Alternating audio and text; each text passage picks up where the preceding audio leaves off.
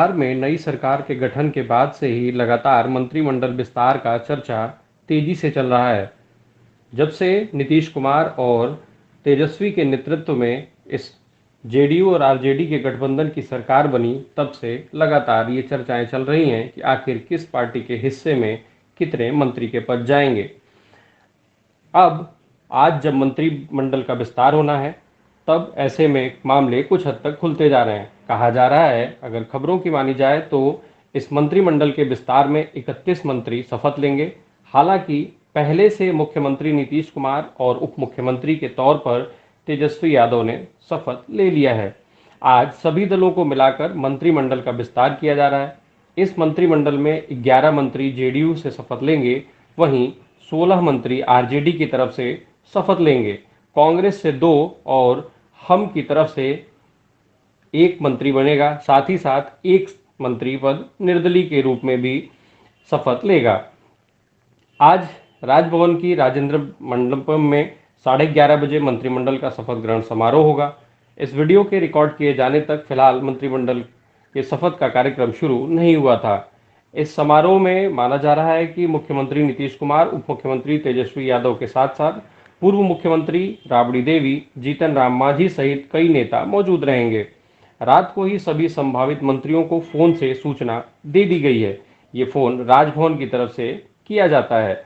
बिहार में जब से ये सरकार बनी है, तब से तेजस्वी यादव के 2020 में हुए बिहार विधानसभा चुनाव के समय के वादे 10 लाख रोजगार को लेकर के लगातार उनसे सवाल जवाब किए जा रहे हैं। हर मीडिया चैनल और हर इंटरव्यू में तेजस्वी से एक ही सवाल पूछा जाता है कि क्या वो 10 लाख रोजगार के अपने वादे पर अब भी कायम है। तेजस्वी ने हर बार अपने जवाब में ये कहा कि इस मामले पर नीतीश कुमार से बात हो गई है और वो इसके लिए प्रयास करेंगे।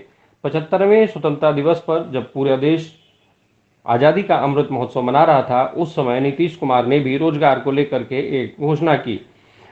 जिस तरीके से लगातार कॉमन मिनिमम प्रोग्राम बनाए जाने की बातें हो रही हैं, उस बीच कल इस घोषणा को बड़े नज़रिए से देखा जाना चाहिए। उन्होंने नौकरियों को लेकर के एक बड़ी घोषणा की। उन्होंने कहा कि बिहार में आने वाले समय में युवाओं को 20 लाख रोजगार देने की तैयारी चल रही है। इसमें 10 लाख नौकरियां सरकारी होंगी। इसके अलावा 10 लाख नौकरियों की व्यवस्था की जाएगी। उन्होंने डिप्टी सीएम की ओर इशारा करते हुए कहा कि तेजस्वी यादव जैसे सहयोगी मिले हैं, बिहार में 10 लाख क्या 20 लाख रोजगार भी दिए जा सकते हैं।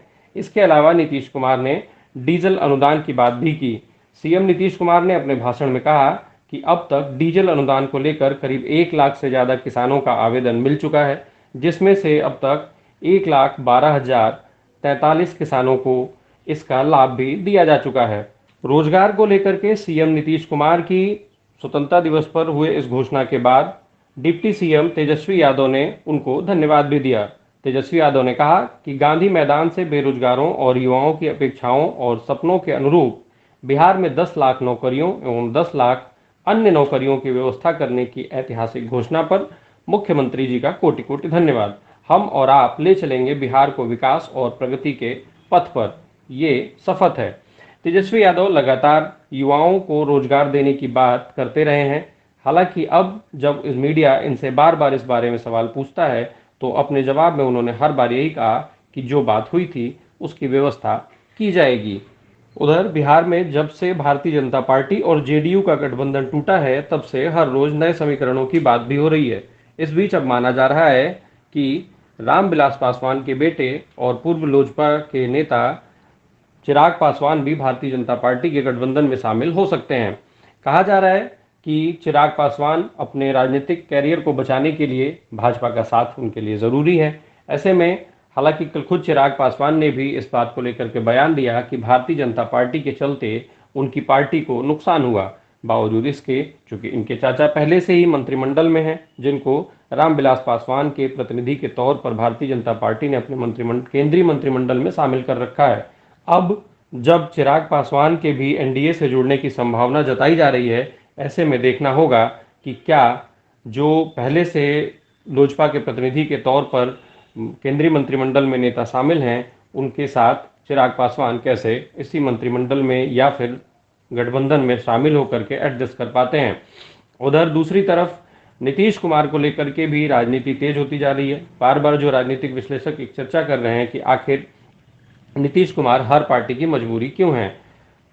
चूंकि जब से इस गठबंधन में बदलाव हुआ तब से नीतीश कुमार को प्रधानमंत्री पद के उम्मीदवार के तौर पर प्रोजेक्ट किया जा रहा है। बार बार ये कहा जा रहा है कि आने वाले लोकसभा चुनाव 2024 में नीतीश कुमार विपक्ष के साझा उम्मीदवार के तौर पर प्रधानमंत्री का चेहरा हो सकते हैं। देश की सबसे बड़ी पार्टी बीजेपी से नाता तोड़ आरजेडी से हाथ मिला लेने के बाद से इस बात की चर्चा काफी तेजी से चल रही है। हालांकि खुद नीतीश कुमार बार बार ये बात कह रहे हैं कि ऐसा कुछ भी नहीं है और वो कहीं प्रधानमंत्री होने नहीं जा रहे हैं। फिलहाल वो बिहार के मुख्यमंत्री हैं।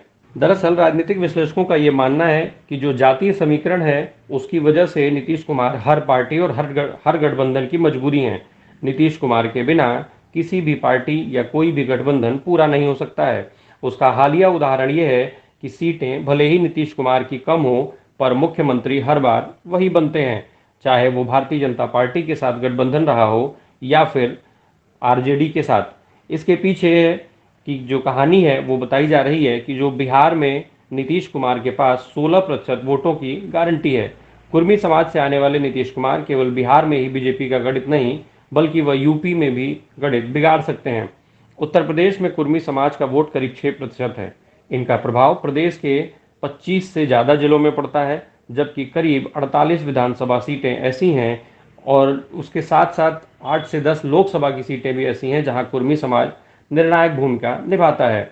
उत्तर प्रदेश में समाजवादी पार्टी के नेता बेनी प्रसाद वर्मा और अपना दल के सोने लाल पटेल के बाद उत्तर प्रदेश में फिलहाल इन जातियों का प्रतिनिधित्व करने वाला कोई बड़ा चेहरा अब किसी भी दल के पास नहीं है। ऐसे में ये माना जा रहा है कि नीतीश कुमार न केवल बिहार वरन उत्तर प्रदेश और झारखंड की राजनीति को भी खासा प्रभावित करेंगे। इसी के चलते बार बार ये चर्चा तेजी से हो रही है कि क्या नीतीश कुमार आने वाले लोकसभा चुनाव 2024 में विपक्ष के साझा उम्मीदवार के तौर पर प्रधानमंत्री पद के उम्मीदवार हो सकते हैं या नहीं।